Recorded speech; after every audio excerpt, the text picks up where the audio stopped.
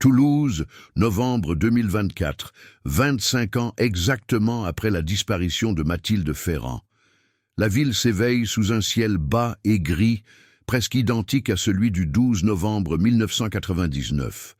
Dans le quartier Saint-Cyprien, les façades de briques roses semblent porter encore la mémoire de cette soirée où une jeune femme de 24 ans s'est volatilisée sans laisser de traces.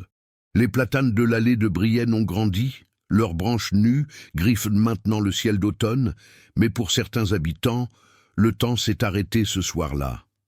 Au commissariat central de Toulouse, rue du Rempart Saint-Étienne, l'inspecteur divisionnaire Marc Delvaux relit pour la 100e fois peut-être le dossier usé par les années. Les chemises cartonnées beige sont décolorées, les photocopies jaunies, mais chaque mot reste gravé dans sa mémoire. Marc a 58 ans aujourd'hui. En 1999, il n'était qu'un jeune enquêteur fraîchement diplômé de l'école de police de Toulouse, et l'affaire Ferrand fut son premier cold case, celui qu'on n'oublie jamais, celui qui vous réveille certaines nuits, même des décennies plus tard. Il se souvient de Mathilde comme si c'était hier, pas seulement à travers les photos d'identité où elle souriait timidement, mais à travers les témoignages de ses proches.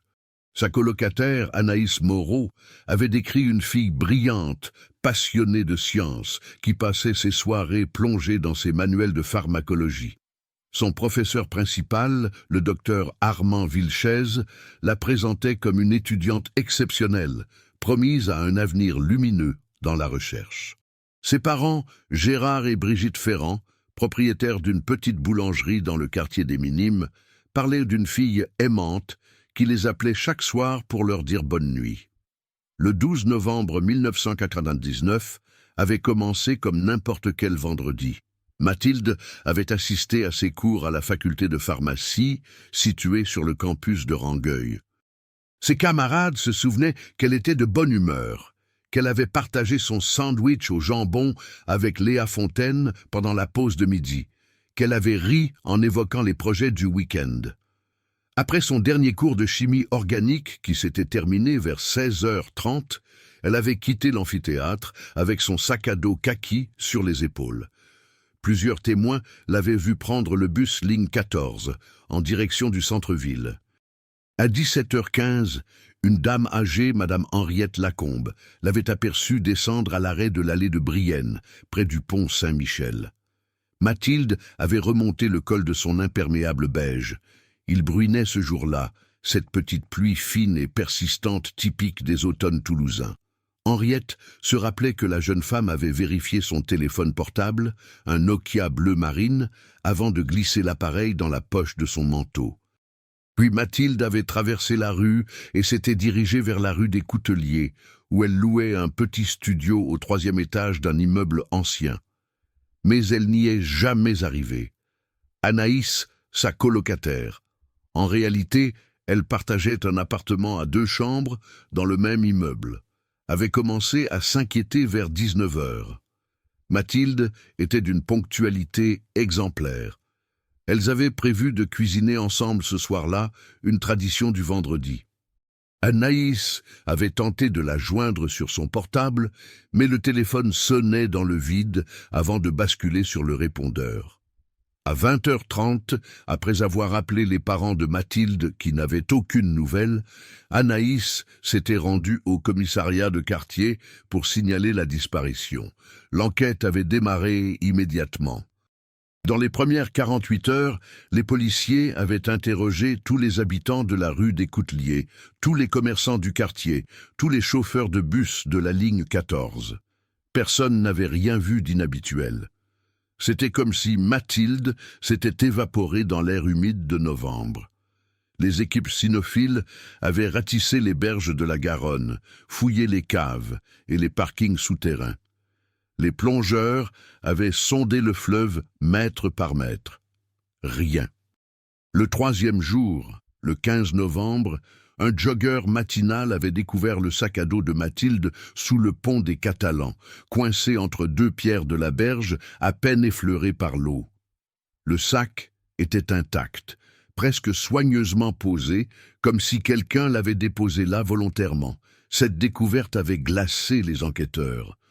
À l'intérieur, tout était en ordre. Les cahiers de cours, les stylos, le livre de chimie organique annoté de sa main fine et appliquée, même son porte-monnaie avec 47 € et sa carte d'étudiante. Mais le téléphone portable et le trousseau de clés de son appartement avaient disparu.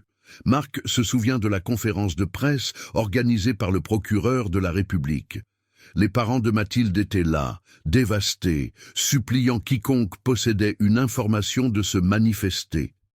Brigitte Ferrand serrait contre elle une photo de sa fille prise l'été précédent lors de vacances dans les Pyrénées. Gérard, le regard vide, répétait en boucle qu'il voulait juste la retrouver, qu'il ne comprenait pas. Les médias régionaux s'étaient emparés de l'affaire. Pendant des semaines, le visage de Mathilde avait été placardé sur tous les murs de Toulouse, dans tous les journaux, sur les écrans de la Dépêche du Midi. Les pistes s'étaient multipliées. Un homme correspondant vaguement à un signalement avait été aperçu près de l'arrêt de bus ce soir-là, mais les témoignages étaient flous, contradictoires. Certains parlaient d'un homme d'une quarantaine d'années en blouson sombre, d'autres d'un jeune homme en survêtement gris. Les enquêteurs avaient épluché la vie de Mathilde à la recherche d'un indice, d'un secret, d'une relation cachée. Ils n'avaient trouvé qu'une jeune femme ordinaire, studieuse, sans histoire. Pas d'ex-petit ami violent, pas de dette, pas d'ennemis connus. Elle ne fréquentait pas les boîtes de nuit, ne traînait pas dans les endroits dangereux. Elle vivait entre sa faculté, son appartement et la boulangerie de ses parents, où elle donnait un coup de main le samedi matin. Les mois avaient passé, l'enquête s'était essoufflée, les appels à témoins s'étaient raréfiés. La vie avait continué à Toulouse, mais pas pour la famille Ferrand. Gérard et Brigitte avaient maintenu la chambre de leur fille intacte dans leur appartement au-dessus de la boulangerie, comme un sanctuaire figé dans le temps. Chaque année, le 12 novembre, ils organisaient une marche silencieuse en mémoire de Mathilde, rejoints par quelques amis fidèles et des associations de familles de disparus. Anaïs Moreau avait fini ses études, était devenue infirmière, s'était mariée, avait eu 2 enfants, mais elle pensait encore à son ami chaque jour. Marc Delvaux, lui, n'avait jamais vraiment lâché l'affaire, même quand le dossier avait été classé en cold case en 2005, même quand ses supérieurs lui avaient demandé de se concentrer sur d'autres enquêtes. Il revenait régulièrement à ses chemises cartonnées beige. Il relisait les témoignages, réexaminait les photos, cherchait ce qu'il avait pu manquer. Avec les années et l'expérience, il avait développé une intuition aiguisée. Et quelque chose dans cette affaire le taraudait. Cette disparition était trop propre, trop rapide. Mathilde n'était pas le genre de fille à fuguer ou à disparaître volontairement. Et ce sac posé sous le pont, ce n'était pas un hasard. En 2015, Marc avait fait rouvrir le dossier pour analyse ADN. Les nouvelles technologies permettaient désormais d'exploiter des traces biologiques microscopiques. Sur la bandoulière du sac à dos, les techniciens avaient isolé des cellules épithéliales ne correspondant ni à Mathilde ni à aucun membre de sa famille.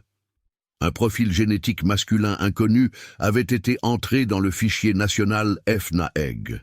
Mais aucune correspondance n'était ressortie. L'inconnu n'était fiché nulle part. Jusqu'à ce matin d'octobre 2024, Marc était dans son bureau, une petite pièce encombrée de dossiers et de gobelets de café vides, quand son téléphone avait sonné. La voix de la technicienne du laboratoire de police scientifique tremblait légèrement. Ils avaient un match, une correspondance ADN partielle avec un individu récemment arrêté dans une autre affaire, à Montpellier. L'homme s'appelait Olivier Bernac, 52 ans, professeur de mathématiques dans un lycée privé. Il avait été interpellé suite à une plainte pour harcèlement déposée par une ancienne élève. Lors de sa garde à vue, un prélèvement ADN de routine avait été effectué. Le cœur de Marc s'était mis à battre plus fort. 25 ans qu'il attendait ce moment. Il avait immédiatement demandé le dossier complet d'Olivier Bernac. Les informations avaient commencé à affluer et chaque ligne qu'il lisait le glaçait un peu plus. En novembre 1999, Olivier Bernac avait 27 ans. Il était alors assistant d'enseignement à l'université Paul Sabatier de Toulouse, dans le département de mathématiques appliquées. Il donnait des travaux dirigés aux étudiants de première année, y compris aux étudiants en pharmacie qui devaient valider des modules de statistiques. Mathilde Ferrand avait suivi son TD le jeudi après-midi. 25 ans plus tôt, Bernac avait été interrogé comme tous les enseignants de la faculté. Il s'était montré coopératif, affligé par la disparition de son étudiante. Il avait expliqué qu'il la connaissait à peine, qu'elle était sérieuse et discrète, qu'il ne l'avait jamais vue en dehors des cours. Son alibi pour le soir du 12 novembre était solide. Il affirmait être rentré directement chez lui après ses cours, vers 18 heures, et avoir passé la soirée seul à corriger des copies. Aucun élément ne permettait de le suspecter. Son nom était resté dans le dossier parmi des dizaines d'autres, une simple mention. Mais aujourd'hui, son ADN le reliait au sac à dos de Mathilde. Marc avait convoqué une réunion d'urgence avec le procureur et le juge d'instruction chargé des cold cases. Les éléments étaient minces, mais suffisants pour justifier une audition approfondie. Le 3 novembre 2024, une commission rogatoire avait été lancée. Olivier Bernac, désormais domicilié à Béziers, où il enseignait dans un lycée privé depuis 12 ans, était convoqué à Toulouse pour être entendu. Le matin du 7 novembre, Marc l'avait vu arriver au commissariat. Olivier Bernac était un homme de taille moyenne, légèrement bedonnant, les cheveux grisonnants coupés courts, des lunettes à monture noire. Il portait un costume gris anthracite et une chemise blanche impeccablement repassée. Son visage était lisse, presque inexpressif. Il s'était présenté accompagné de son avocat, maître Sophie Duvernay, une pénaliste réputée de Montpellier. L'audition avait commencé calmement. Marc avait d'abord évoqué l'affaire de harcèlement à Montpellier. Bernac avait nié catégoriquement, parlant d'un malentendu, d'une élève rancunière après une mauvaise note. Puis, Marc avait sorti une photo de Mathilde Ferrand, la même que celle des avis de recherche 25 ans plus tôt. Vous vous souvenez de cette jeune femme, monsieur Bernac? Olivier avait regardé la photo longuement, ses yeux clignant derrière ses lunettes. Oui, Mathilde Ferrand, une de mes étudiantes. Elle a disparu en 1999. C'était terrible. Vous l'avez bien connue? Pas vraiment. Elle suivait mes TD de statistiques. Elle était brillante, discrète. Je ne la voyais qu'1 heure par semaine. Marc avait laissé le silence s'installer, une technique qu'il maîtrisait parfaitement, puis il avait posé sur la table le rapport d'analyse ADN. Votre ADN a été retrouvé sur le sac à dos de Mathilde, celui qu'on a découvert sous le pont des Catalans 3 jours après sa disparition. Le visage d'Olivier s'était figé, un muscle avait tressailli sous son œil gauche. Son avocat s'était penché vers lui chuchotant quelque chose à l'oreille. « Ce n'est pas possible, il doit y avoir une erreur. » « Il n'y a pas d'erreur, monsieur Bernac, les analyses sont formelles. Alors je vous repose la question, comment votre ADN s'est-il retrouvé sur ce sac ?» Le silence avait duré plusieurs minutes. Olivier fixait la photo de Mathilde, ses mains croisées sur la table, se crispant lentement. Puis il avait fermé les yeux. « Je peux peut-être expliquer. Et vous, qu'auriez-vous ressenti en découvrant, 25 ans plus tard, que celui qui connaissait la vérité était là sous vos yeux depuis le début? Dites-le-moi en commentaire. » La salle d'audition numéro 3 du commissariat central de Toulouse est un espace austère, aux murs blancs et nus, éclairé par des néons froids qui donnent au visage une teinte blafarde. Une table en métal gris, 4 chaises, une caméra dans le coin supérieur droit qui enregistre chaque mot, chaque silence, chaque respiration. Marc Delvaux observe Olivier Bernac depuis maintenant 40 minutes. L'homme transpire légèrement malgré la température fraîche de la pièce. Ses mains, toujours croisées sur la table, tremblent imperceptiblement. « Je peux peut-être expliquer, avait-il dit. » Marc avait hoché la tête lentement, encourageant d'un geste de la main. Maître Duvernay, l'avocate, avait posé son stylo, les sourcils froncés. « Mathilde, elle était venue me voir après un cours. C'était début novembre, je crois. Peut-être le 8 ou le 9. Elle avait des difficultés avec les statistiques bayésiennes. Elle voulait que je lui explique certains points avant le partiel. Où cela s'est-il passé? Dans mon bureau. Enfin, ce n'était pas vraiment un bureau, plutôt un réduit au 3e étage du bâtiment C que je partageais avec 2 autres assistants. Elle est venue en fin d'après-midi, vers 17 heures. On a travaillé ensemble pendant peut-être 1 heure. Et vous avez touché son sac à dos? Olivier avait hésité, cherchant ses mots. Elle l'avait posé par terre, à côté de sa chaise. À un moment, elle a renversé son gobelet d'eau. J'ai attrapé son sac pour le protéger pour qu'il ne soit pas mouillé.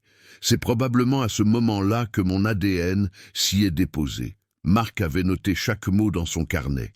L'explication était plausible, presque crédible. Mais quelque chose sonnait faux. Il avait appris au fil des années à détecter ces micro-dissonances dans les récits. Vous ne nous aviez jamais mentionné cette rencontre lors de votre audition en 1999. Je ne m'en souvenais pas. C'était il y a 25 ans, inspecteur. J'avais des dizaines d'étudiants qui venaient me voir pour des explications. Comment vouliez-vous que je me rappelle d'une séance de tutorat particulière après tout ce temps? Sauf que Mathilde n'était pas n'importe quelle étudiante. Elle avait disparu. Les journaux en parlaient quotidiennement. Toute la ville la cherchait.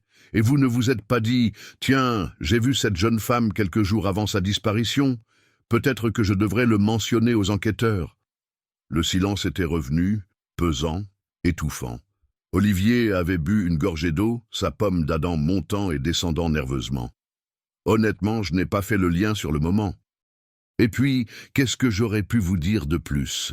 Qu'elle avait des difficultés en statistique. Ça n'avait aucun rapport avec sa disparition. Marc s'était levé, avait fait quelques pas dans la pièce. Il connaissait cette méthode par cœur. Briser le rythme de l'interrogatoire, créer une tension physique. Puis il s'était retourné brusquement vers Bernac. « Où étiez-vous le soir du 12 novembre 1999, entre 17h et 20h? Je vous l'ai déjà dit en 1989. J'étais rentré chez moi après mes cours. Vous habitiez où à l'époque? Rue Bayard, près de la place Jeanne d'Arc, un petit appartement au 2e étage. Vous êtes passé par où pour rentrer? Je prenais le métro à la station Université Paul Sabatier, je descendais à Jean Jaurès, puis je marchais une dizaine de minutes. Quelqu'un peut confirmer votre trajet? Quelqu'un vous a vu rentrer chez vous? J'habitais seul.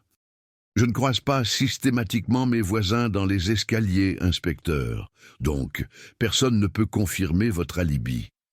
Maître Duvernay était intervenu à ce moment-là, sa voix calme mais ferme. Inspecteur, mon client n'a pas approuvé son innocence. Vous avez une trace ADN qui peut s'expliquer de manière tout à fait rationnelle par un contact professionnel. Ce n'est pas suffisant pour l'accuser de quoi que ce soit. Marc savait qu'elle avait raison. Légalement, ils étaient dans une zone grise, mais son instinct lui hurlait que Bernac mentait. Il avait vu défiler assez de coupables pour reconnaître les signes. Le regard fuyant, les mains crispées, cette façon de répondre un peu trop vite, un peu trop précisément, comme si les réponses avaient été préparées depuis longtemps. L'audition avait duré encore 3 heures. Marc et son collègue, le lieutenant Thomas Vidal, un jeune enquêteur d'une 30aine d'années aux cheveux roux coupés en brosse, avait décortiqué chaque détail de la vie d'Olivier Bernac en 1999. Ils avaient découvert des éléments troublants. En 2001, 2 ans après la disparition de Mathilde, Bernac avait quitté précipitamment Toulouse pour un poste à Montpellier. Officiellement, c'était une opportunité professionnelle. Mais aucun de ses collègues de l'époque ne comprenait pourquoi il avait abandonné un poste prometteur à l'université pour un simple poste de professeur dans un lycée privé. Plus troublante encore, en 2018, une plainte avait été déposée contre lui par une jeune enseignante stagiaire dans son lycée de Béziers. Elle l'accusait de comportements déplacés, de remarques à connotation sexuelle, de tentatives de rapprochement physique non désirées. L'affaire avait été classée sans suite, faute de preuves suffisantes, mais le dossier existait. Et maintenant, en 2024, cette nouvelle plainte pour harcèlement d'une élève. Un schéma commençait à se dessiner. Après l'audition, Marc s'était rendu directement chez Gérard et Brigitte Ferrand. Ils habitaient toujours au-dessus de leur boulangerie, dans le quartier des Minimes. L'enseigne Boulangerie Ferrand, en lettres dorées sur fond vert, était légèrement décolorée, mais la vitrine exposait toujours les mêmes pains dorés, les mêmes croissants croustillants. Marc avait poussé la porte, la clochette avait tinté. Brigitte était derrière le comptoir. Elle avait 72 ans maintenant, les cheveux blancs noués en chignon, le visage marqué par le chagrin et les années. « Marc » avait-elle dit en le reconnaissant. Ils se tutoyaient depuis longtemps. 25 ans à chercher ensemble, à espérer ensemble. Marc était devenu plus qu'un enquêteur pour eux, presque un membre de la famille, lié par cette absence commune.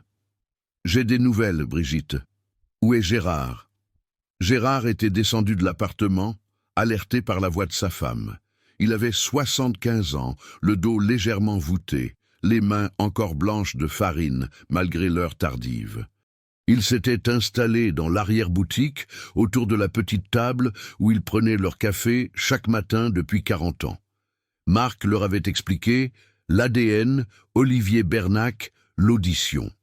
Il avait choisi ces mots avec précaution, ne voulant pas leur donner de faux espoirs, mais ne pouvant pas non plus leur cacher cette avancée. Brigitte avait pleuré en silence, les mains serrées autour de sa tasse de café.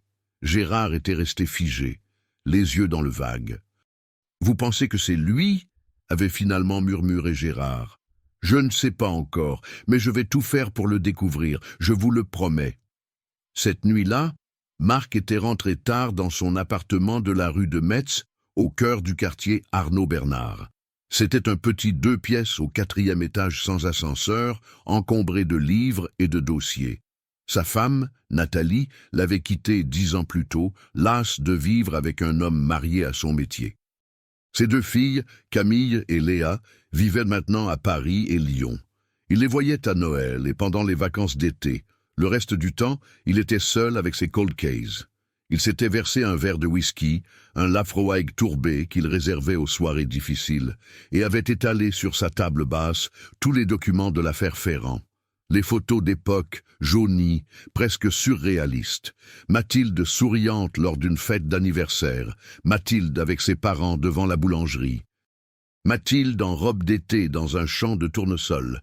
Et puis les photos de la Seine, le sac sous le pont, les berges de la Garonne fouillées par les plongeurs, les procès-verbaux d'audition de 1989, des centaines de pages de témoignages qui n'avaient mené nulle part. Il avait relu l'audition initiale d'Olivier Bernac, 4 pages dactylographiées à l'ancienne machine à écrire. Le texte était factuel, froid, administratif. Bernac avait répondu à toutes les questions, s'était montré coopératif. Il avait même exprimé sa tristesse face à la disparition de son étudiante. Mais il n'avait jamais mentionné cette séance de tutorat. Pourquoi ? Marc avait fermé les yeux, essayant de se mettre à la place de Bernac en 1999. Un jeune assistant de 27 ans, ambitieux, intelligent, une étudiante brillante et discrète. Que s'était-il passé? Un regard, un geste, un mot de trop, ou quelque chose de plus prémédité, de plus sombre? Le lendemain matin, Marc et Thomas Vidal avaient repris l'enquête avec une énergie renouvelée. Ils avaient demandé une perquisition au domicile d'Olivier Bernac à Béziers. Le juge d'instruction, Madame Claire Renaud, une femme d'une 50aine d'années aux cheveux courts et au regard perçant, avait signé le mandat sans hésiter. Le 9 novembre à 6 heures du matin, une équipe de policiers débarquait dans le pavillon de Bernac, situé dans un lotissement tranquille en périphérie de Béziers. Thomas avait dirigé l'opération sur place. Olivier Bernac vivait seul, divorcé depuis 8 ans, sans enfant. Sa maison était d'une propreté méticuleuse, presque obsessionnelle. Chaque livre était aligné par ordre alphabétique sur les étagères. Les vêtements dans l'armoire étaient rangés par couleur. La cuisine était d'un blanc immaculé, pas une trace de doigt sur les poignées chromées. Dans le bureau, les techniciens avaient saisi 3 ordinateurs, 2 disques durs externes, une tablette. Dans un tiroir fermé à clé, ils avaient découvert une collection de photographies d'anciennes élèves, des clichés pris lors de sorties scolaires, de voyages de classe.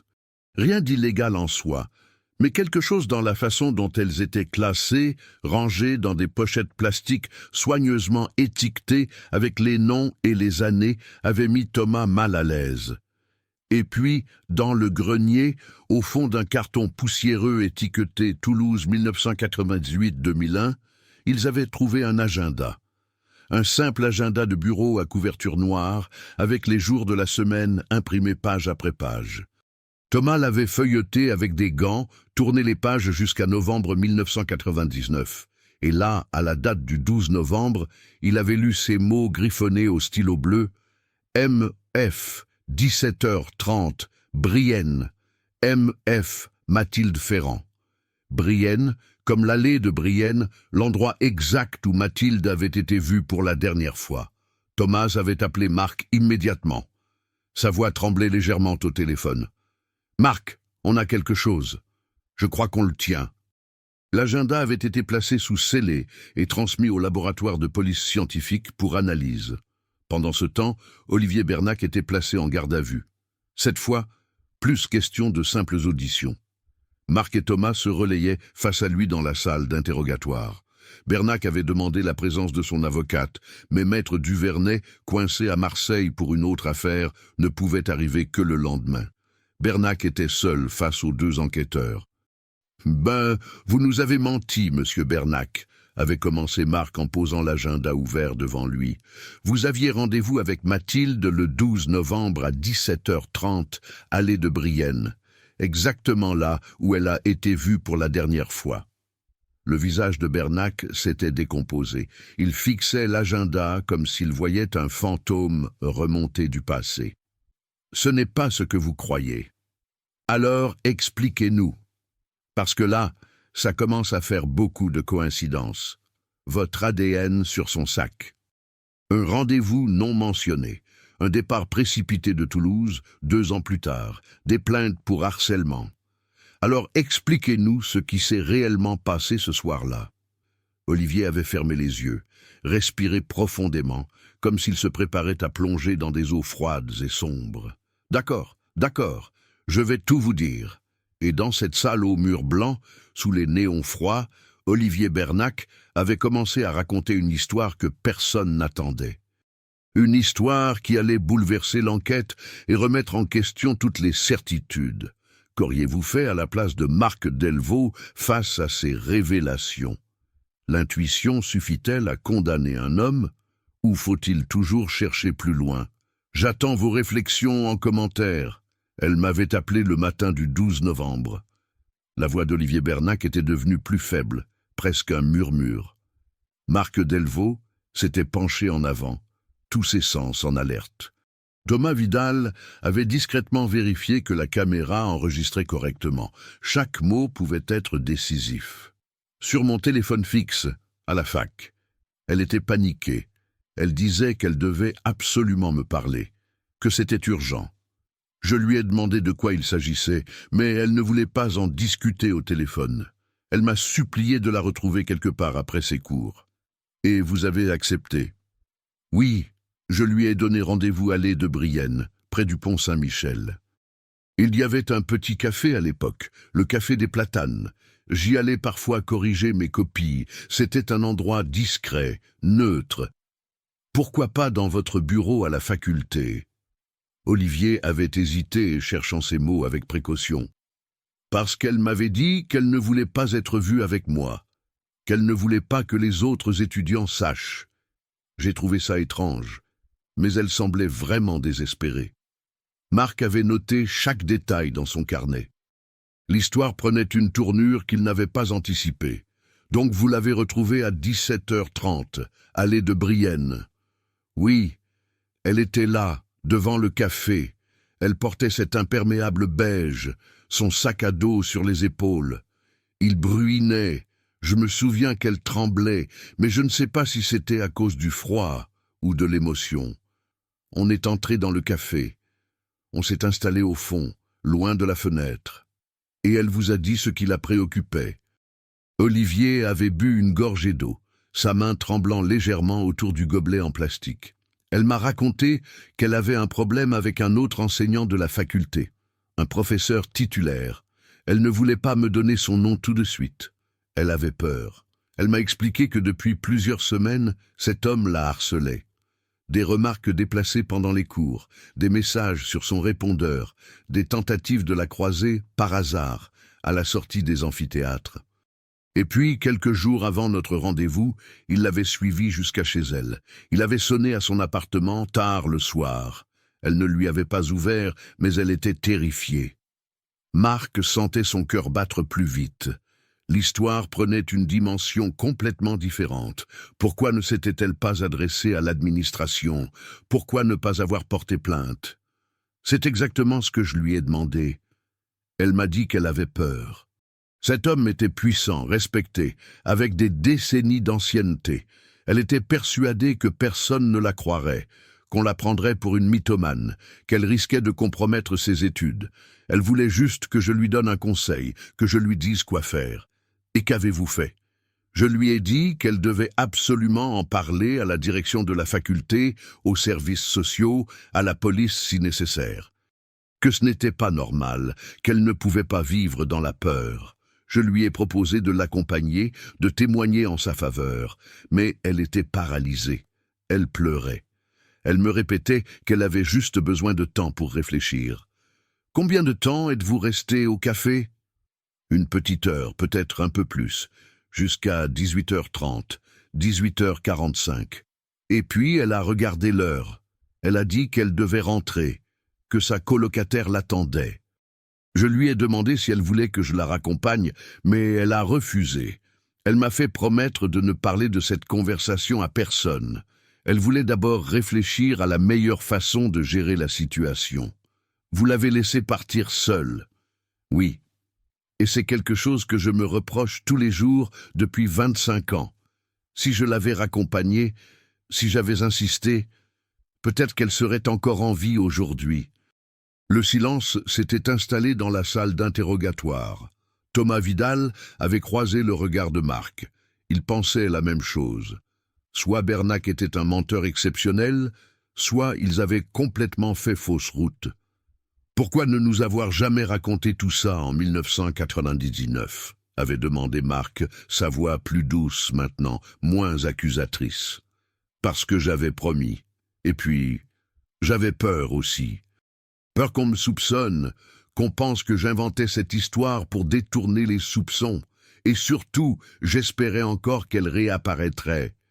Que tout cela ne serait qu'un terrible malentendu. Quand les jours ont passé, quand on a retrouvé son sac, j'ai compris qu'il était trop tard, mais je ne pouvais plus revenir en arrière. Plus le temps passait, plus mon silence devenait suspect. Professeur qui l'a harcelé, elle a fini par vous donner son nom? Olivier avait acquiescé lentement. Oui, juste avant qu'on se sépare, elle m'a dit qu'il s'appelait Armand Vilches. Marc avait senti le sol se dérober sous ses pieds. Armand Vilches, le professeur principal de Mathilde, celui qui avait décrit son étudiante comme brillante et promise à un avenir lumineux. Un homme d'une 60aine d'années à l'époque, respecté dans toute l'université, auteur de plusieurs manuels de référence en pharmacologie. Marc se souvenait parfaitement de son audition en 1999. Vilches s'était montré bouleversé par la disparition de Mathilde, il avait même participé aux battues organisées pour la retrouver. « Vous en êtes certain, Armand Vilches ?» ?»« Absolument certain.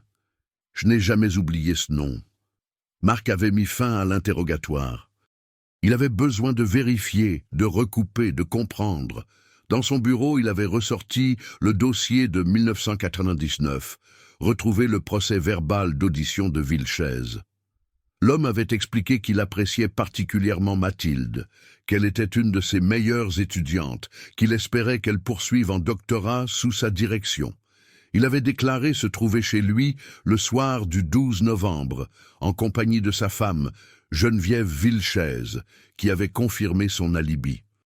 Marc avait cherché le nom d'Armand Vilches dans les bases de données.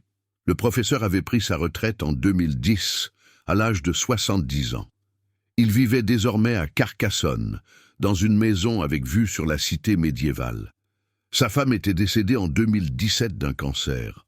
Aucune plainte, aucun antécédent judiciaire. Une carrière exemplaire couronnée par la Légion d'honneur en 2008 pour service rendu à l'enseignement supérieur. Mais Marc savait que les apparences étaient souvent trompeuses. Il avait vu trop de prédateurs se cacher derrière des façades respectables. Il avait appelé le doyen actuel de la faculté de pharmacie, le professeur Laurent Deschamps, et lui avait posé des questions sur Vilches. Deschamps avait chanté ses louanges. Un homme rigoureux, dévoué, qui avait formé des centaines d'étudiants brillants. Est-ce qu'il y a eu, à votre connaissance, des plaintes ou des rumeurs concernant son comportement avec des étudiantes? Un silence embarrassé au bout du fil. Écoutez, inspecteur, il y a toujours des rumeurs dans les universités, mais rien de concret. Armand était très proche de ses étudiants, peut-être parfois un peu trop paternel. Certains collègues trouvaient qu'il avait ses favorites, qu'il accordait trop d'attention à certaines filles. Mais de là à parler de harcèlement. Ces rumeurs concernaient quelle période? Les années 90, début 2000. Mais encore une fois, ce n'était que des murmures de couloir. Jamais rien d'officiel. Marc avait raccroché avec une sensation glaciale dans le ventre. Et si Bernac disait la vérité? Et si, pendant 25 ans, ils avaient cherché dans la mauvaise direction? Le lendemain, accompagné de Thomas Vidal, Marc s'était rendu à Carcassonne. La maison d'Armand Vilches était une belle bâtisse en pierre blonde, entourée d'un jardin soigneusement entretenu. Des rosiers grimpants couraient le long de la façade. L'homme qui leur avait ouvert la porte était âgé mais droit. Les cheveux blancs parfaitement coiffés, vêtu d'un pantalon de toile beige et d'une chemise blanche au col amidonné. À 85 ans, Armand Vilches avait conservé une élégance naturelle, un regard vif et intelligent derrière ses lunettes à fine monture dorée. « Inspecteur Delvaux », avait-il dit en serrant la main de Marc avec une poigne encore ferme. « Votre appel m'a surpris. L'affaire Ferrand. Je pensais que tout le monde avait oublié cette pauvre petite. Il s'était installé dans le salon, une pièce lumineuse avec des meubles anciens et des bibliothèques garnies de livres reliés. Vilches avait servi du thé dans des tasses en porcelaine fine. « Professeur, je dois vous poser une question directe. Quelle était exactement votre relation avec Mathilde Ferrand ?» Le visage de Vilches n'avait pas changé d'expression, mais quelque chose dans son regard s'était durci. C'était une de mes étudiantes, une excellente étudiante. Rien de plus. Que voulez-vous dire, inspecteur? Marc avait sorti une copie de l'agenda de Bernac, le témoignage qu'il venait de recueillir. Nous avons des raisons de croire que Mathilde se sentait harcelée par vous dans les semaines précédant sa disparition. Armand Vilches avait posé sa tasse de thé sur la table basse avec un geste lent et mesuré. Son visage était devenu livide. C'est absurde. Qui ose proférer de telles accusations? Quelqu'un à qui Mathilde s'était confiée quelques heures avant sa disparition. Et vous le croyez, après 25 ans. Sur la base de quoi? De ragots? De jalousie? Alors expliquez-moi pourquoi. Vous ne nous avez jamais dit que vous aviez tenté de contacter Mathilde plusieurs fois dans les semaines précédant sa disparition. Pourquoi vous ne nous avez jamais dit que vous étiez allé chez elle? Le silence qui avait suivi était assourdissant. Vilches fixait Marc, ses mains tremblant légèrement sur les accoudoirs du fauteuil.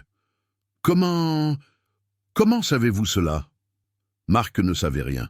C'était un coup de poker, une intuition basée sur le témoignage de Bernac. Mais la réaction de Vilches venait de tout confirmer. « Nous savons beaucoup de choses, professeur. Alors je vous conseille de nous dire la vérité, maintenant. » Armand Vilches s'était levé péniblement, avait marché jusqu'à la fenêtre qui donnait sur la cité de Carcassonne. Les remparts médiévaux se découpaient dans le ciel d'automne, baignés d'une lumière dorée. Il était resté là, immobile, pendant plusieurs minutes. Puis il avait parlé, sans se retourner, sa voix à peine audible. Je l'aimais. Pas comme un professeur aime son étudiante. Vraiment. J'étais amoureux d'elle. Je sais que c'est pathétique, un homme de 60 ans qui tombe amoureux d'une fille de 24 ans. Mais c'était plus fort que moi, son intelligence, sa douceur, sa façon de regarder le monde. Je n'avais jamais ressenti ça, même avec ma propre femme. Marc et Thomas échangeaient des regards. Vilches continuait, comme si les mots qu'il avait retenus pendant un quart de siècle se déversaient enfin. Je lui ai fait des avances, oui, des compliments d'abord, discrets. Puis j'ai commencé à lui proposer des rencontres en dehors des cours, pour discuter de ses projets de recherche. Elle acceptait, mais je voyais bien qu'elle était mal à l'aise. J'aurais dû m'arrêter là, mais je ne pouvais pas. J'ai insisté. Je lui ai laissé des messages. Et un soir, oui, je suis allé chez elle. Je voulais juste lui parler, lui faire comprendre mes sentiments. Et qu'est-il s'est passé ce soir-là? Elle m'a dit de partir, qu'elle ne voulait plus me voir en dehors des cours, qu'elle allait en parler à l'administration si je continuais. Je suis parti, j'étais humilié, détruit. Mais je suis parti. C'était quand? Début novembre, le 7 ou le 8, je ne me souviens plus exactement. Et le 12 novembre, où étiez-vous? Vilches s'était retourné, son visage était celui d'un vieil homme fatigué, rongé par des décennies de culpabilité. J'étais chez moi, avec ma femme. Comme je vous l'ai dit en 1999, Geneviève pouvait témoigner. Votre femme est décédée, professeur, et un alibi fourni par un conjoint n'est jamais très fiable. Je n'ai pas tué Mathilde. Je vous le jure sur la mémoire de ma femme. Je l'aimais. Jamais je n'aurais pu lui faire du mal. Marc observait cet homme qui venait de s'effondrer devant lui. Était-ce un aveu déguisé ou la vérité d'un homme brisé par un amour impossible? L'enquête venait de prendre un tournant que personne n'avait anticipé. Et quelque part, entre les mots de Bernac et les aveux de Vilches, se cachait peut-être la clé de ce qui était vraiment arrivé à Mathilde Ferrand ce soir de novembre 1999. Était-ce vraiment la bonne décision de Mathilde de chercher de l'aide auprès de Bernac? Aurait-elle dû agir autrement? Votre avis m'intéresse en commentaire. Les jours suivants avaient été une course effrénée contre le temps et la vérité. Marc Delvaux n'avait presque pas dormi, enchaînant les auditions, les vérifications, les recoupements. Armand Vilches avait été placé en garde à vue, tout comme Olivier Bernac restait sous surveillance judiciaire. Deux hommes, deux versions, et quelque part entre leurs témoignages contradictoires, la vérité sur la disparition de Mathilde Ferrand. Thomas Vidal avait épluché les relevés téléphoniques de 1999, retrouvés dans les archives poussiéreuses du commissariat. Les données étaient parcellaires. À l'époque, la traçabilité n'était pas aussi précise qu'aujourd'hui, mais elle révélait des éléments troublants. Le téléphone fixe professionnel d'Armand Vilches avait bien contacté le domicile de Mathilde à plusieurs reprises entre le 25 octobre et le 10 novembre 1999. 7 appels au total, dont 3 le soir après 20 heures. Et effectivement, le matin du 12 novembre, le bureau d'Olivier Bernac avait reçu un appel depuis une cabine téléphonique située près de la faculté de pharmacie à 9h23. Durée 2 minutes 38 secondes. Les deux hommes disaient donc la vérité, du moins partiellement. Mais cela ne répondait pas à la question essentielle. Qu'était-il arrivé à Mathilde après 18h45 quand elle avait quitté Olivier Bernac devant le Café des Platanes, allée de Brienne? Marc avait demandé à son équipe de retrouver tous les témoins encore vivants de l'époque. Beaucoup étaient décédés, d'autres avaient déménagé loin de Toulouse, mais certains avaient pu être localisés. Parmi eux, Anaïs Moreau, l'ancienne colocataire de Mathilde. Elle avait accepté de venir au commissariat, accompagnée de son mari, Daniel, et de leurs 2 adolescents qui attendaient dans le hall. Anaïs avait 49 ans maintenant, les cheveux châtains coupés au carré, quelques rides au coin des yeux. Elle travaillait comme infirmière en chef aux urgences de l'hôpital Purpan. En la voyant entrer dans son bureau, Marc avait lu dans son regard la même douleur intacte, ce chagrin qui ne s'était jamais tout à fait refermé. Anaïs, je sais que c'est difficile de revenir sur ces événements, mais j'ai besoin que tu te concentres.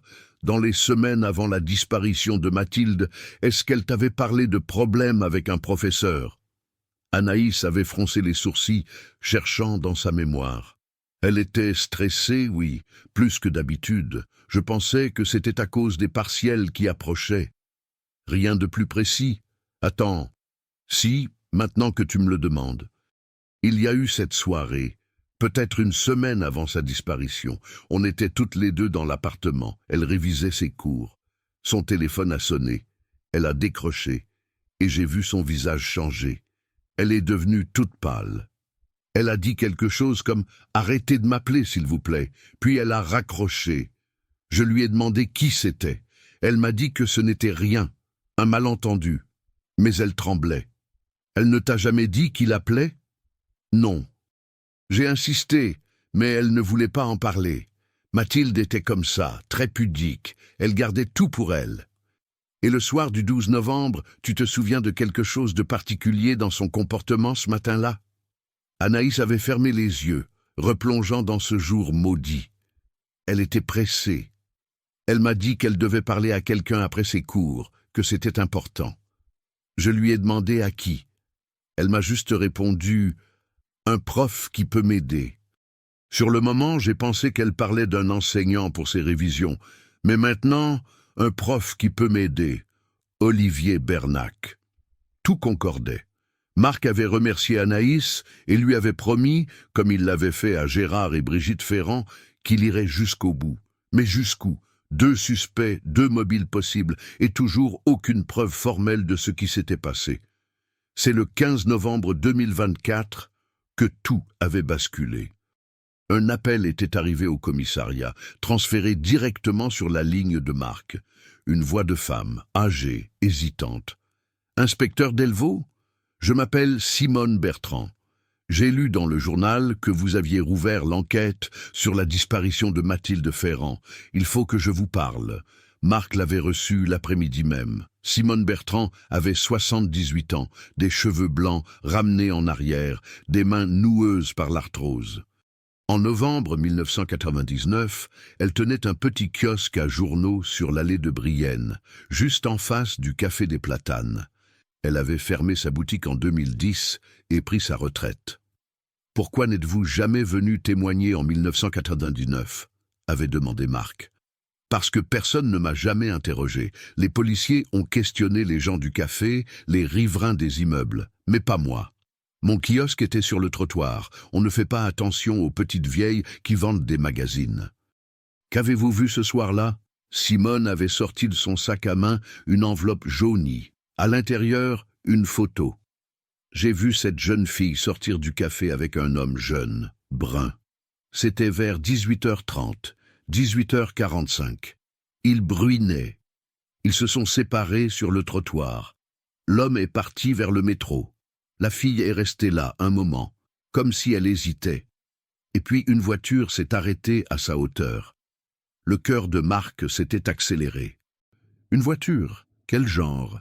Une berline sombre, bleu nuit ou noir, je ne suis pas sûr avec la lumière du soir.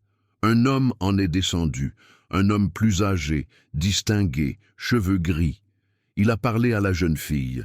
Elle semblait surprise de le voir, pas contente. Ils ont discuté pendant quelques minutes, et puis elle est montée dans la voiture. Elle est montée volontairement.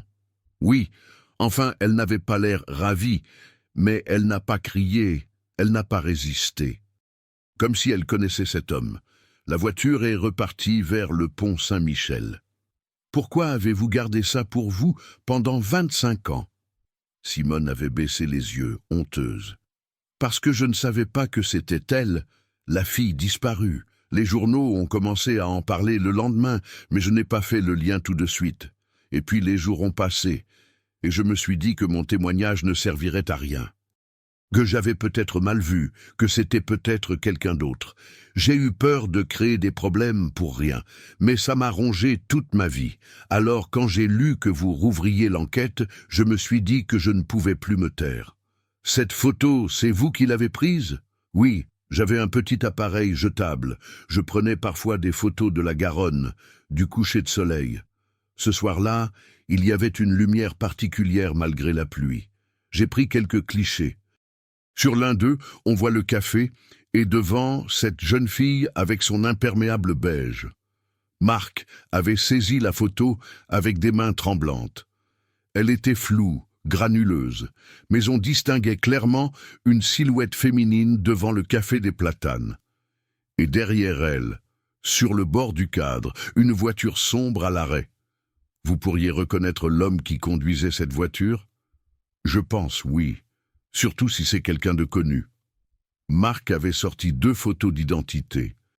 Olivier Bernac, Armand Vilches. Simone n'avait pas hésité une seconde. Son doigt tremblant s'était posé sur le visage d'Armand Vilches. C'est lui. Le lendemain, Armand Vilches était confronté à ce nouveau témoignage. Son avocat, maître Philippe Aubrac, un homme imposant au costume 3 pièces impeccable, avait tenté de discréditer Simone Bertrand, une femme âgée, des souvenirs vieux de 25 ans, une photo floue qui ne prouvait rien. Mais Vilches avait craqué.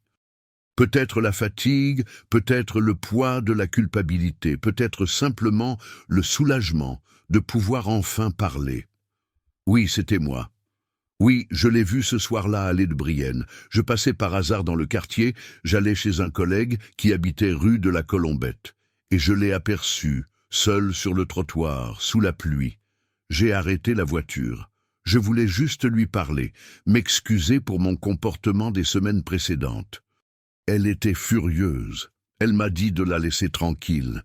Mais il pleuvait de plus en plus fort, elle était trempée. Je lui ai proposé de la raccompagner chez elle. Elle a d'abord refusé, et puis elle a accepté. Et ensuite, avait demandé Marc d'une voix glaciale. Je l'ai raccompagnée jusqu'à sa rue. On a parlé dans la voiture. Je me suis excusé vraiment. Je lui ai dit que je comprenais, que j'avais été stupide, que ça n'arriverait plus. Elle semblait un peu rassurée. Quand on est arrivé rue des Couteliers, elle est descendue de la voiture. Elle a pris son sac à dos. Elle m'a dit « Merci, professeur, mais je ne veux plus jamais vous revoir en dehors des cours. » Et elle est partie. C'est la dernière fois que je l'ai vue. Pourquoi son sac a été retrouvé sous le pont des Catalans alors? Je n'en sais rien. Je vous jure que je l'ai vue partir avec son sac. Elle est entrée dans son immeuble. Je suis reparti. Vous mentez. Non, je dis la vérité. Mais Marc ne le croyait pas. Trop d'incohérences, trop d'omissions. Il avait demandé une analyse plus poussée des archives de l'époque. Et c'est là que Thomas Vidal avait découvert un détail qui avait échappé à tout le monde en 1999. Le relevé de carte bancaire d'Armand Vilches. Le 12 novembre 1999, à 20h12, sa carte avait été utilisée dans une station-service Esso, située sur la route de Carcassonne, à 45 km au sud de Toulouse. 47 litres de gazole. Pourquoi un homme qui prétendait être rentré directement chez lui, dans le centre de Toulouse, faisait-il le plein d'essence sur la route de Carcassonne à 20h? Face à cette preuve, Vilches s'était effondré. Les mots étaient sortis dans un sanglot rauque, années de silence brisé en quelques phrases hachées. C'était un accident.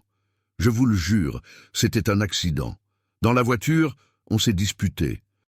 Elle m'a dit qu'elle allait porter plainte contre moi, que ma carrière était finie. J'ai paniqué, j'ai voulu la retenir, la convaincre. Elle a essayé de sortir de la voiture en marche. J'ai freiné brutalement. Elle a heurté le tableau de bord, violemment. Elle ne bougeait plus. Marc écoutait, statufié par l'horreur. J'ai essayé de la ranimer, mais elle ne respirait plus. J'ai complètement perdu la tête. J'ai roulé au hasard. Je ne savais pas quoi faire. Je suis sorti de Toulouse. J'ai pris des petites routes vers le sud. Il faisait nuit noire. J'ai trouvé un endroit isolé, un bois près de Villefranche-de-Lauragais. Je l'ai enterré là, dans la forêt. J'ai gardé son téléphone, ses clés, j'ai tout jeté dans un étang quelques kilomètres plus loin. Le sac, je l'ai déposé sous le pont des Catalans pour faire croire à une agression en ville. Et puis je suis rentré chez moi. Ma femme dormait. Elle n'a jamais rien su. Le silence dans la salle d'audition était absolu. Marc sentait la rage monter en lui, mais il devait rester professionnel. 25 ans. 25 ans que cet homme vivait libre pendant que Mathilde pourrissait dans une forêt anonyme. 25 ans que ses parents attendaient, espéraient, souffraient. Vous pouvez nous conduire à l'endroit exact? Armand Vilches avait hoché la tête, les larmes coulant sur ses joues ridées. Le 18 novembre 2024, une équipe de gendarmes, de techniciens de la police scientifique et de chiens spécialisés dans la recherche de corps s'était rendue dans la forêt de Villefranche-de-Lauragais, guidée par Armand Vilches menotté. La zone était dense, sauvage, peu fréquentée. Après 3 heures de recherche, les chiens avaient marqué un point précis. Les pelleteuses avaient creusé avec précaution. À 1,50 m de profondeur, ils avaient trouvé des ossements humains. Un squelette presque complet, enveloppé dans les lambeaux d'un imperméable beige. À côté, des restes de vêtements, des fragments de chaussures, et un petit pendentif en argent en forme de croix que Brigitte Ferrand avait offert à sa fille pour ses 18 ans. Mathilde était rentrée chez elle. Les obsèques avaient eu lieu le 2 décembre 2024 à l'église Saint-Sylvain, dans le quartier des Minimes. Toute la ville s'était rassemblée. Gérard et Brigitte Ferrand, vieillis, brisés, mais enfin libérés de l'incertitude. Anaïs Moreau et sa famille, des anciens camarades de promotion, des professeurs, des inconnus qui avaient suivi l'affaire depuis le début, et Marc Delvaux, en retrait, regardant cette foule rendre un dernier hommage à une jeune femme qu'il n'oublierait jamais. Armand Vilches avait été mis en examen pour homicide involontaire, non-assistance à personne en danger et dissimulation de cadavres. À 85 ans, il passerait ses dernières années en prison. Olivier Bernac avait été blanchi de tout soupçon, ses excuses publiques publiées dans la Dépêche du Midi. Il avait témoigné au procès, racontant ses dernières heures où Mathilde avait cherché de l'aide et où personne n'avait pu la sauver. Un soir de janvier 2025, Marc était retourné à l'Haie de Brienne. Le Café des Platanes n'existait plus, remplacé par une agence immobilière. Mais les platanes étaient toujours là, leurs branches nues griffant le ciel gris. Ils s'étaient arrêtés à l'endroit exact où Simone Bertrand avait pris sa photo 25 ans plus tôt. Il pleuvait, cette même bruine fine et froide de novembre. Il pensait à Mathilde, à sa vie volée, à ses rêves inachevés. Il pensait à toutes les victimes silencieuses de prédateurs respectables, à toutes ces jeunes femmes qui n'osent pas parler par peur de ne pas être crues. Il pensait à Gérard et Brigitte qui pouvaient enfin pleurer leur fille.